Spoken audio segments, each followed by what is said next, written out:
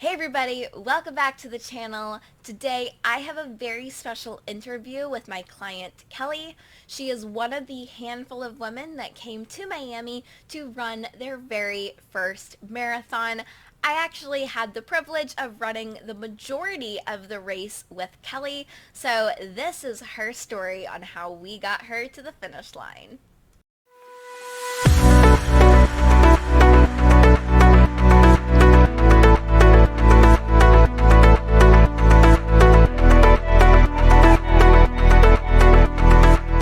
Guys, so I have Miss Kelly here.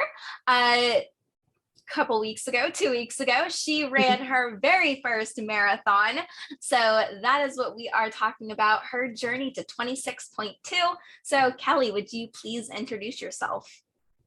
Sure. All right. My name is Kelly, and I am a mom to two kids, 4 and 8. I work part-time as a dental hygienist. And then the other time I spend training and bothering Allie with all my questions. Awesome. So, we all want to hear about what your experience was running your first marathon. So, running a marathon was always on my bucket list. I think it's on a lot of people's bucket list, but it was always kind of in the back of my mind with kids and life and work and everything. But then when I met Allie, she's like, no, you can do your 5Ks. You can do your 10Ks. Oh, wait, you signed up for a half marathon? Well, just keep on going. Come down to Miami. Let's do it. So after a little bit of convincing, signed up. Training went really well. I was super excited to go down to Miami, get some sunshine. The great thing about the race is that I finished. I got my awesome medal. But the race was very hard for me. Nothing kind of went as planned. Yeah. And that's the thing is that, there's always obstacles, and the thing with your training is your training went so well, but the things that went wrong on race day really had nothing to do with your training and was not a reflection on what you are physically capable of. So let's kind of talk about, the beginning of the race. You were feeling really good. You were going on ahead. What started to happen? So, at the beginning of the race, everybody's super excited. There's a bunch of people there. It's awesome. And I was doing 12, 13-minute miles, feeling good. I felt like I could go faster, but I wanted to hold back a little bit just to kind of see. And then at mile 7 or so, really the Miami heat and humidity really started to get to me. Mm-hmm. I live in Maryland, and I was doing all of my training runs in Maryland where it was cold, 20, 30 degrees. And then you switch that to Miami where you have 80 degrees, 91% humidity, and my body just was not reacting well to that at all. Yeah. And I felt like I was doing everything right. I slowed down a little bit once I started to feel dizzy. I was still fueling. I was stopping at the stations, getting my water, getting my Gatorade, doing my goos, everything that I was supposed to be doing, but the heat and the humidity just really got to me and really had to slow down. And then I knew at that point that, my goal was just to finish and not necessarily to make it an amazing race. Yeah, I know it was around that. Was it around that 7-mile mark that we caught up to you? Because I was actually running with one of my other clients and we caught up to Kelly. And of course, as the coach, I was going to stay with whoever needed my support the most at the time. What kind of talk to us? What was it like to kind of go from us kind of thinking that you were going to be one of the leaders in our little pack of running, or our pack of runners, thinking that you were going to be one of the leaders, to then knowing oh gosh, I'm going to get the VIP treatment to getting to run with my coach to the finish line? What did that kind of feel like? Clearly it was all planned out just so I could run with you the whole time. Definitely. but, it was a really humbling experience because although, I was telling everybody my goal was just to finish, really in the back of my mind, I wanted to maintain my pace that I was doing in training. Kind of keep up with those 13-minute miles, do a couple of 12-minute miles in there, depending on how I was feeling.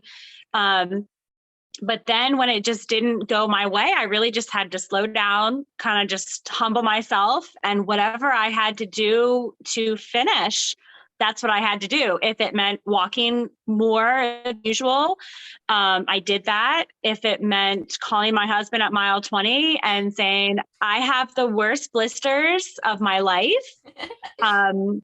Help me through this. Talk to my kids for a minute to be like, no, go mom, keep on finishing.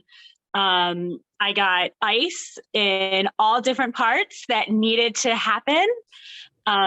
For several of the water stations, Allie was just dumping water on me just to keep my body temperature lower. So whatever we needed to do to keep me going and to finish, that's what we had to do. Yeah, definitely. And, we all kind of hit that, no matter what race it is, we all have a moment where we hit that wall everyone talks about, or that moment where they go, why am I doing this? I feel like your hardest moments was from like mile 11 to mile 13.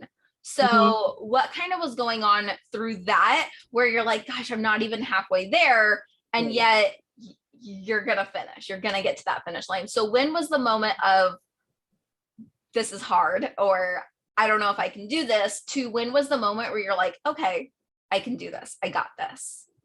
Well, and I think right around mile 11 or 12, that's when it really hit me too, that I was like, this is really early to hit the wall and to be starting to walk more and things like that. And I remember you saying, okay, we just got to get to that half marathon mark, that 13.1, and then you can switch. And I knew you weren't going to let me actually switch over to the half marathon, but mentally, that's probably what I needed to do, to be like, okay, I've done that so many times, run that half marathon. I couldn't do that. Okay, that's only 1 more mile. Okay, that's only half a more mile. And then when we got there to that halfway mark, they put up those darn barricades. We went one way and there was no turning back. And it also helped that right around that time too, we were going through some more cities, some more, pretty Miami views to look at. And then also the shade was also helping dramatically. Yeah, definitely. That's the thing about Miami, is it is very hot. We don't know how our body is going to respond. But I think one good thing that me and you kind of had going for us is thinking on our feet, right? It's, how can we cool you down? So you mentioned earlier with the ice, we found ice at one of the aid stations. And then I was texting my husband because I knew that he was going to meet us in a couple miles, and said, bring ice. So I think that was one good thing, is that me and you kind of like thought on our feet. And that's part of being an athlete, is knowing how to kind of think on your feet and problem solve. And if you're too hot, how can we get that body temperature down? Because I feel like once we started packing you with ice, I feel like you kind of found that groove a little bit more until the blisters started coming. Right. But and I remember you even saying, okay, sometimes running is not the most beautiful and glamorous sport. And let me tell you, when I was soaking wet from the water, had ice all over me, it was not an attractive run. Very thankful the photographers were not right there, but that's what we had to do. So we did it. But I think also when we start to throw water on you and get you super soaking wet, I think that also caused the blisters that were so bad. So kind of when did the blisters really start to affect you? Because blisters are something that can knock down even the hardest athletes. And that's something that a lot of people experience and deal with on race day. Yeah, 100%. And I used to actually be a ballerina along with Allie. So I was used to the blisters from the point shoes, from the toe shoes. So blisters are not something that usually bother me. But like you said, with the water being poured on you constantly, you're trying to maintain this run with soaking wet feet and socks.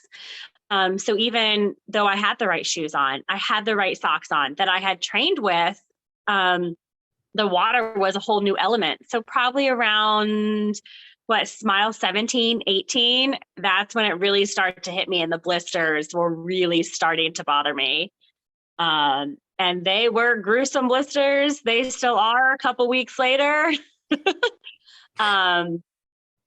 But they got it done.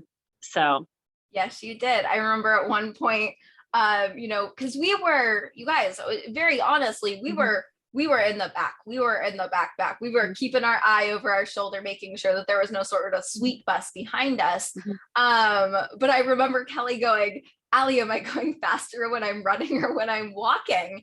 And I think it shows you that human point of like, this hurts, right? When your run is just as slow as your walk, and this is a girl that has been training to run 12, 13-minute miles for this marathon, she says it's humbling, but this is a very human experience. And I think, we can talk about the races that go perfectly, but most of the time, the races that are going to impact you the most are the ones where you have to dig deep. And I remember, Kelly just kept saying like, I got this, I can do this, and bringing in all those mantras. And, she was really, really fighting to keep going, because those blisters are not fun, dealing with overheating and dizziness. And, I think it really goes to show how strong you are. And even physically, you guys, a 4-hour marathon is just as hard as a 6-hour plus marathon. It is challenging in 2 totally different ways. So seriously, Kelly, what an amazing accomplishment for just fighting past that. I know you were talking about like labor and delivery. You're like, this is 1,000 times harder than delivering the baby. Yeah. And it lasted longer. That's the other thing too. Both. Yeah, no, it's an experience, but let's talk about the finish line. Let's talk about the finish. What did that feel like? So I remember about 2 miles out, we're saying, hey, I'm going to run ahead and I'm going to get there so that way I can put your medal on you. And so at that point, I didn't care if I was crawling, I was getting there and I was getting that darn medal. So you ran ahead, and then probably right around a mile out too, I could feel the tears just starting up, because I'm like, I'm actually going to do this. I'm actually going to be a marathoner. Yeah. We get to the finish line, you run ahead. I could tell you were starting to cry then too. And then you run ahead, you get your medal, and then you put your medal on me.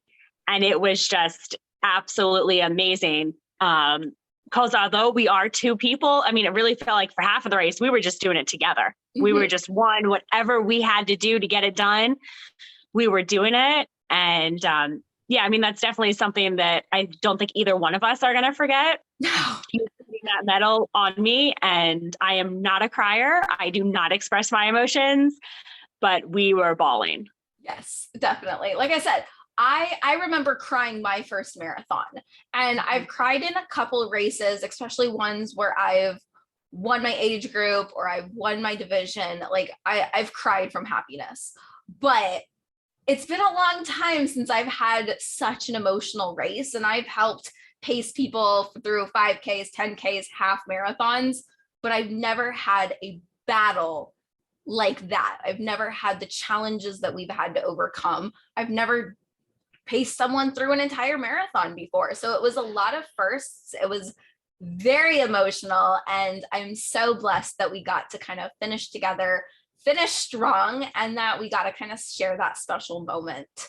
So, I mean, the marathon, it had its ups and downs, but kind of talk about your training, because that's a big thing in itself, being a working mom, having 2 kids, making time for a marathon, that's a lot of hours of dedication. So talk to me about your training, since for the most part, your training went very well.